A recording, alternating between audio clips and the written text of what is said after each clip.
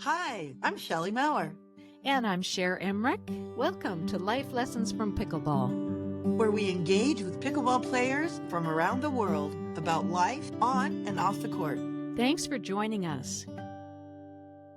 Before we get started, we have something really exciting to share. Our book, Life Lessons from Pickleball, is now available on Amazon, and a portion of every sale is donated to Operation Paddle Lift. Your purchase helps deliver paddles, nets, and resources to underserved communities around the world. Thank you for being a part of growing the game we all love. Now let's jump into today's episode. Welcome everyone to Life Lessons from Pickleball. Today we are super excited to welcome Lydia Hirt, a New York-based pickleball community builder and marketer who has helped grow the sport in creative and meaningful ways. Lydia is known for bringing together community, style, business, and fun in the pickleball world.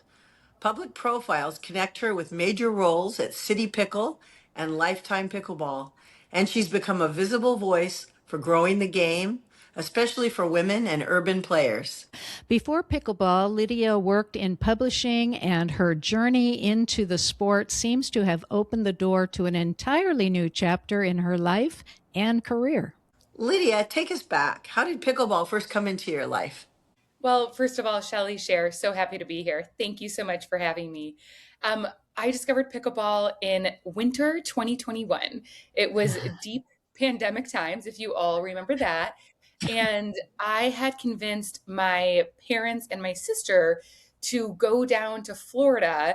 This is in winter. It was February. So New York and the Midwest, where my parents were at the time, was pretty desolate. But in Florida, we could be outside. So we went down to Florida as our little pod, rented a cute little bungalow. And my cousin down there was a competitive tennis player, and she got us in to pickleball. There was a community court down in Tampa that I would go to with my pod, and the four of us were able to have a really great time. It would be me and my sister against our parents. It turns out, we had no idea what we were doing. We would do it staggered doubles, like tennis doubles, but we had a great time. And my dad and I notably got really addicted. So when I moved back to New York City a little bit later that spring, when the vaccines had come out, I was determined to kind of keep up my love of the sport. But at that time, pickleball was pretty underground in New York. There were zero official courts in all of New York City. So it Wow. was really hard to figure out how to get involved and really how to keep up this obsession. Um, so it took a lot of diving. And once you were in the community, there were these third-party apps, notably at the time, Team Reach, that I had never even been aware of before. And once you discovered them, you realize there's a really robust community coming to play pop-up games in the park. They organize events. There really is a warm group of people who already love pickleball. There was just a lack of infrastructure around it and really no discoverability. So when I learned that, and as kind of a committed community organizer in general and a professional marketer, it really just seemed like an opportunity to help grow the sport in New York. So I did that by starting my Instagram. You can all find me on lydia.pickleball. I was a USA Pickleball ambassador. So I did a ton of community events. And through that involvement, I actually transitioned my career, which had been in marketing and book publishing for a very long time, at Penguin Random House, the world's biggest publisher, where I first went to CityPickle as CMO, and then most recently to Lifetime, that has more than 800 pickleball courts across the country. And now I have the privilege of consulting for pickleball companies, some sports and wellness, and also some thought leaders. So pickleball really changed the trajectory of my entire life. Wow. And you changed the trajectory for New York and across the country. So thank you for that. That's so generous. Thank you. I did what I could. And I think pickleball makes it pretty easy to, give people access so that they can also fall in love. So why did you fall in love? What hooked you about this game? I played tennis in high school, but very mediocrely. And by the way, I remain a solid intermediate pickleball player as well. So that is consistent. But in that time, that gap of over a decade, I didn't think of myself as an athlete. I was active in that I loved to be outside, but honestly, at that time, I think I thought of brunching in New York as a sport. Um, and then I discovered pickleball, and it had all those elements of sports, but also the teamwork and really notably the community. At that time in 2021, a lot of my longtime New York City friends had left the city. So I was kind of in that moment of flux personally where I was like, okay, I kind of needed to find new friends, a new social scene. And I didn't want my life to revolve around going to the bars and the restaurants in New York City. And then pickleball really gave this outlet for activity, energy. It gives you a purpose. One of the big communities here in New York, the big grassroots communities, started here in the West Village. Catherine Hedden, who is one of the OG pickleball folks, she is still to this day a USA Pickleball ambassador. She has what was considered the 3.5 advanced group on Sunday mornings in the park. So you come in and you start paddle stacking at 8:30 a.m. So it would be a Saturday night out, and I would be like, all right, guys, I gotta go. I gotta go play pickleball with all my, friends who are 2 or 3 decades older than me at 8:30 in the morning, but I can't be the one who's not keeping a mind of the bargain, for my partner. So I think pickleball just gave me a social community outlet. And then when I got more involved with the discoverability and the infrastructure and bringing in more people, I then met friends through pickleball. And well, people who became friends, I guess I could say, through pickleball, who now we travel together. We're the best of friends, whether we're on a court together or not. Don't you just love that about pickleball? I do. I really, I think the power of pickleball is really unique. And actually thinking of these kind of grassroots park stays. Yes. So these courts were not permanent. There were no nets. So we had to either, kind of chalk out our own lines. There were some scrappy people, like there were some painted lines over time, but we would have to show up with our transportable nets. And I'm like, I can still remember the weight of these nets, right? And Yeah. in this time, I met a group of friends. One of them, her name is Mickey, and we met this other guy in the park. His name is Joey. And the reason we all loved Joey was not only because he was a fun guy to play with, but because whenever we texted him to come play in the park, Joey would bring us a net. He's like a scrappy young guy, and that meant we didn't have to schlep this net. And 4 years later now, Mickey and Joey have been friends all that time. And now they fell in love actually at my birthday party in Las Vegas last year, where we all went as friends. And we all met in a park, in a public park, in an unofficial pickleball court, and now we're traveling together. And Mickey and Joey are, in love in a committed relationship and live together. Oh, that's so cool. It really, it's the best story. And they're amazing people and amazing friends. And thank goodness, we had Joey to bring us the net to play pickleball that set them on this trajectory. Isn't that a sweet story? I love Yeah. that. Why have women's connection and community become such a big part of your message? Great question, Shelley. Supporting women has always been a pillar of everything I've done, whether that was in book publishing and helping female authors be represented, or now in pickleball. And I even look at it as the wider sports and the pickleball lifestyle landscape. And I just think women are incredible. We are still not always given our due in society, and sometimes I think overlooked, especially in the sports world. And something I love about pickleball is that women often can keep up with men, whether that's in mixed doubles or the fact that precision really does help in pickleball. It's not always power. So I think Yeah. both on the court is really important that women feel equitable. And I love that at a professional level, pickleball is equal prize money for males and females in that Yeah. space. But I also really try to highlight as best as I possibly can what women are doing for the broader pickleball landscape, and whether that is the business of pickleball. So those individuals who are growing the sport through their actual opening up of facilities or more access, or, somebody like Laura Gaynor, who has been involved in the business of pickleball for years, but also those professional female players, to even make sure that they are being highlighted and hopefully have access to a similar level of sponsorship, but also down to the pickleball creators in the space. There's other people that are making really great high quality content that really embrace that wider pickleball lifestyle and everything pickleball stands for. Pickleball Nikki is a female in the space who also lives here in New York. And she has really also been highlighting the women in pickleball through a different lens.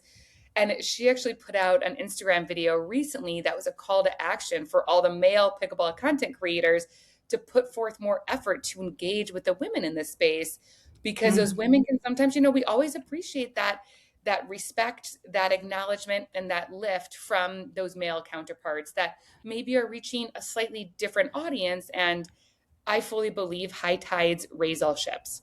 Amen. And you bring a whole new kind of fun flair and style to everything you do. Where's that come from? Oh, Cher, thank you. That is, I'm really trying to carve out that lane a little more clearly as it relates to the pickleball lifestyle, because I think pickleball, it can be a hobby, it can be a sport, it can be your career. It really can kind of take on any format that you want it to. And with that, I think it can really become a part of your personality really readily, actually. By the way, I've been engaging on Threads, that social platform, more, and it's really become a fun place to have conversations. And I see so many people say, oh, I just played pickleball for the first time, I think I'm going to try to play it every week. And my response is always like, let me know. I'm going to check in with you in 4 weeks to see if that remains one time a week, or are you up to 3 times a week, 4 times a week?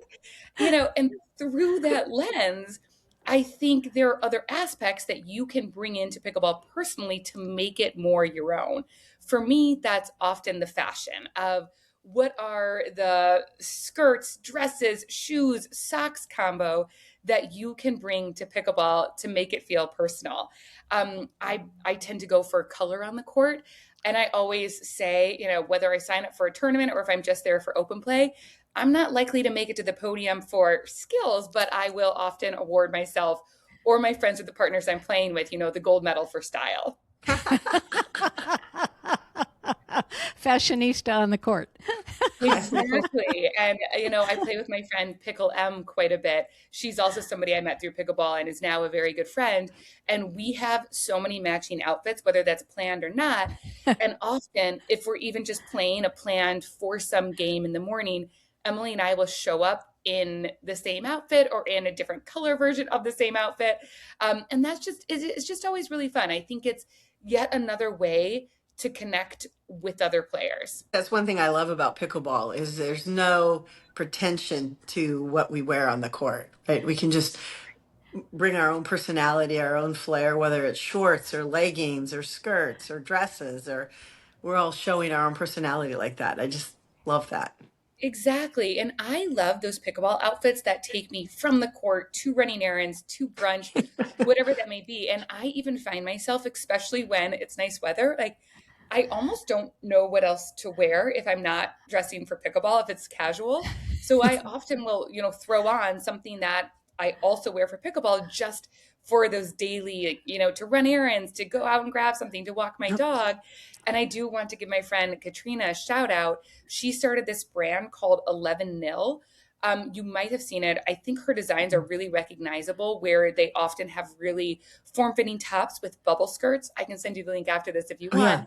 In really bright colors, and they look good on everybody. And they're very unique, and it's women started. She's based in Southern California. She does dress a lot of the pros, but she also works with players of all levels.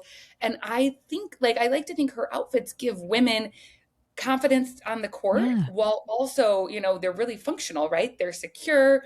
I don't know if it's TMI, but I personally don't need to wear a sports bra under it. It's really comfortable. It has the built-in shorts. You can have a ball up under your skirt. I love them. And I also just love that she is a female supporting other women in the space. That is so cool. 11-0. So pickled. That's a pickled game. If you don't get any 11 nil. Oh yeah, 11-0. Oh, I get it now. Okay. Oh, I like we that. recently went with 14 of our friends down to Costa Rica for a week for pickleball clinic and fun. And one of our friends brought matching outfits to Shelly and me because we had coordinated it. And it's the first time I'd worn a skirt in 100 years. And it was really fun. I actually. And Shara, are you converted? Are you going to? I really like this idea of looking good and feeling good on the court. But I still go for my leggings. They're the most comfy. Skirts, like all the skirts with shorts under them, they're just so functional. Yeah, Growing up when I was a kid, my mom has told me I was always allowed to dress myself for better or worse. So you see some of these Cool. pictures and you're like, she should not love have it. been let out of the house in those, mixing patterns. And I've always been a rainbow person, but I would always wear skirts or I would always wear shorts under my skirts or dresses growing up because apparently I told my mom, like, you never know when you're going to want to do a cartwheel at recess. Um, Right. so I feel like skirts for pickleball Perfect. really bring back that childlike nostalgia for play. Yes. And ultimately, I kind of think that's what like pickleball gives all of us, at least when you're playing at like a fun level where, if you're not, depending on personally, I don't mind when I lose either. Yeah. But, if you can have fun with it, it really does make you kind of, I feel like it makes you feel like a child again with that sense of discovery and play. Yeah, we For think of sure. pickleball as just recess for adults. I mean, Yeah. and Exactly. now we have our skirts to wear as well for, yeah, love it. Sarah, I need to see a picture of you in this skirt. I'm sure you look Yeah. great. Have to get one. Actually, I'll check out 11 nil, get some new ones. Please do. They're wonderful. Her specialty is dresses. She also came out with a sweatsuit this winter, which is amazing. Oh, I feel like in my mind, it's funny, like you said, like I'm a solid intermediate player. The goal is someday I want to be a 4.0 so bad. And it kind of in my mind, I can't wear that dress on the court at my age unless I'm like a 4.0. So oh, I come keep on. striving. So I'm going Shelly, to get ready to wear wear that dress. wear the dress. And it's funny you say that. I broke 4.0 very briefly. Like in the last Yeah. year. And like I love Duper. I understand why Duper is necessary. I think they're doing a great job, but I also it's a challenging thing to rank play, right? I was so I hated being a 4.0. I think I got up to a 4.2 where I would rather surprise and delight my partners than disappoint. And Oh, yeah. for me personally, like having that 4.2 on my duper was just too much. Like I actually played in tournaments that I know would bring my duper down because and now I'm like a 3.85 and I'm like, that's perfect because I feel like, I have the ability to play up, but that is more of a like, oh my gosh, great. She's better than I would have thought at a 3.8. Than like, wow, I can't believe that girl's a 4.2. That's pretty funny. That's a great way to use duper. You just need to go out there with the dress, girl. Exactly. You know what? And Shelly, I think I dress like a 7.0. I like to think I dress better than some of the pros on tour. I would love to help some of those pros dress. So Yeah. when you are promoting in your marketing world and all of this, what are your biggest challenges? I mean, great question. I think pickleball is such an interesting space where there are tens of millions of players. And we know that from the data in the US alone and growing internationally. And I don't think there is one system or one vehicle that talks to all of those players. I'm familiar with some of the biggest pickleball court systems, right? But and even within those, we're not reaching all the parks players.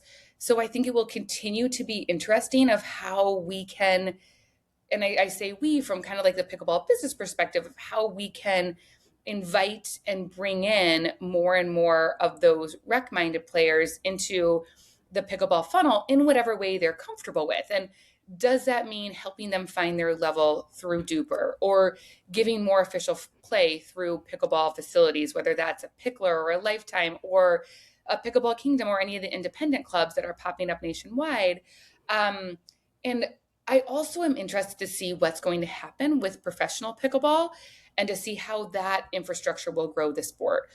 I don't think we've yet cracked the code on how to make pickleball a spectator sport, but I Yeah. am really excited about that and think that is coming. So overall, I think, we're still just figuring out more of the infrastructure and the systems in place to aggregate pickleball together as one kind of like bigger unifying sport. So, what surprises you most about the crazy growth of pickleball right now? Nothing surprises me about the crazy growth because Okay. I think pickleball, I think we're still at our infancy. I Yeah. think pickleball is still growing. I think there's still so much capacity to grow, both domestically and internationally.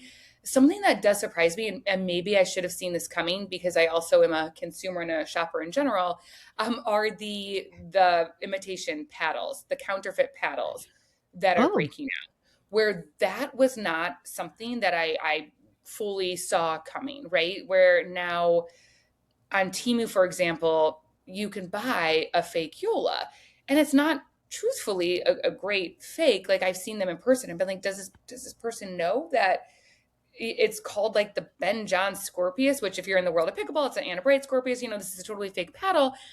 And that does worry me a little bit, not hmm. only for the brands who are putting a lot of money and effort into building their experience, but also just because those paddles can become delaminated. They can have too much power. So that does kind of worry me a little bit. And I know that brands are hard at work at trying to kind of figure that out. And another thing that I personally am very passionate about, and actually I am a contributing writer to Pickleball Magazine, and one of my first stories that I'm working on now is about eyewear in pickleball, because Mm. eyewear in pickleball is something that I personally am very passionate about, Hmm. and Good. I'm still sometimes surprised to see the number of people that don't wear protective eyewear. And I think I would hope we're on a relatively kind of quick trajectory that eyewear in pickleball will become like helmets in skiing, where Yeah. we look back and are like, how are we not doing that? Right. Um, for me, it's a mental and emotional thing where I actually have a really hard time if I'm somewhere and like somebody gives me a pat on, they're like, "Oh, can you hop in and play?" And I don't have protective glasses or sunglasses with me. It really messes with my head, um, because that does just seem like a risk, honestly, that I Yeah. don't want to take. So if it were up to me, it would be kind of, and that these are small things in the scale of pickleball, but I do hope that just for like the sanctity and like the safety of the game, that we can figure out legitimate paddles, and that also protective eyewear becomes more and more common. I agree with you big time. I hadn't realized that there were all these counterfeit paddles coming up. No, I was completely unaware of that. That's interesting to learn that.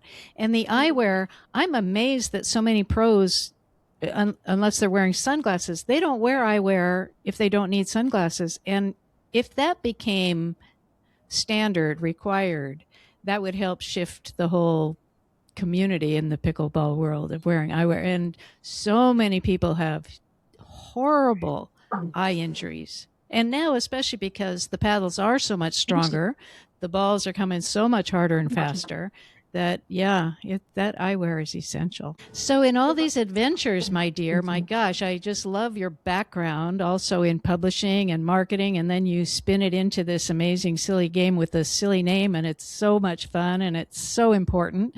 What are some of the life lessons that you've gleaned?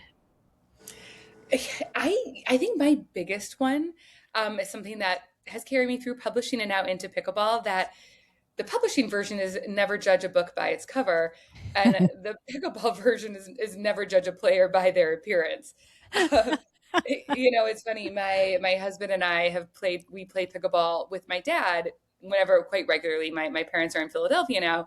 So whenever we visit one another, which we try to do consistently, we go out and play pickleball. My dad is 71 and a half years old, and Nice. we're always like, okay, like let's take it easy on Joe. And inevitably share and Shelly, my dad has beat us. I wish we had been keeping track for our entire duration of our competitions. I think my dad and his peers have beat us more times than I would like to count. And I love that. I respect it. I Yes. love that my dad and I get to get out on the court together and play. But I think that lesson is transferable to everybody on the pickleball court.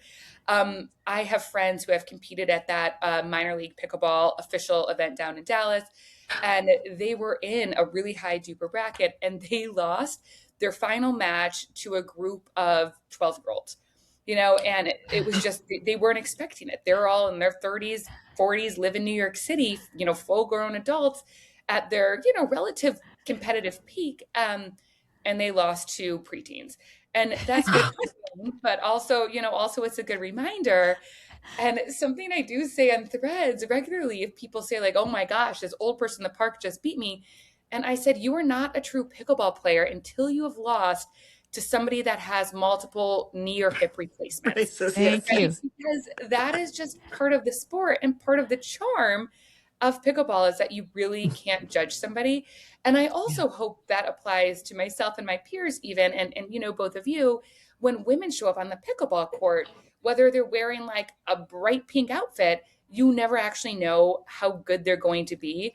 And Yep. even though I'm a solid intermediate player, I have beat plenty of men in my days that I think underestimated the fact that I do have a pretty good drop and I am a relatively consistent player, even if I'm not going to beat you on power alone. So you mentioned how people can find you on Instagram, lydia.pickleball. Yeah. And where else are you online? So I have my Instagram, I'm trying to get on TikTok. I feel a little old for it, but we'll see. I feel like, pickleball is for everyone. I'm on Threads, and I also have a pickleball newsletter, Love at First Dink, all about the pickleball lifestyle over on Substack. Love at First Dink on Substack. That's very cool. Very Wow, cute. I'm just feel so grateful to you. Shelley, were you going to say something? No, I No. loved the name. Cute. Oh, I Yeah. said it was cute Yeah, thank too. you so Love at much. First Dink. And we totally understand that. We met as friends the very first day we were on the pickleball court taking our very first lesson, hadn't met each other before, and became friends and started this fun podcast and wrote Yeah. a book. And very fun. Very fun. That's amazing. So what do you tell people when you find out that they are kind of hesitant to try pickleball? They hear about it, I but always say the people that hate on pickleball, it just means they haven't tried it yet. So go out, pick up a paddle, and be ready to surprise yourself. Yeah. That's my mantra of just be prepared to let pickleball change your life. that's a good headline. Be Actually, that's prepared. good for that could go on Yeah. a 11-nil t-shirt or something. Exactly. Well, thank you so much. Thanks for making such a difference starting in New York and then all across the country, and for bringing the flair, fashion, and fun into the game, and your focus on women and our empowerment. Yeah, it's just very inspiring. Thank you, Lydia. Well, I really Yes. appreciate that. Thank And I you. think what you both are doing, bringing the community together and giving everybody a platform to tell their stories and how pickleball did in fact change their lives and these life lessons is also really powerful. So Shelley, Cher, thank you so much. And I hope we talk again soon. Thank I you. do too. Thank you. And we hope you all are joining us soon. And please share this episode. Oh my gosh, such great ideas. And 11-0. Didn't know. Now we do. And start looking really fancy dancy on that court. Thank you all. And we look forward to a new conversation next week. Bye-bye. Bye-bye.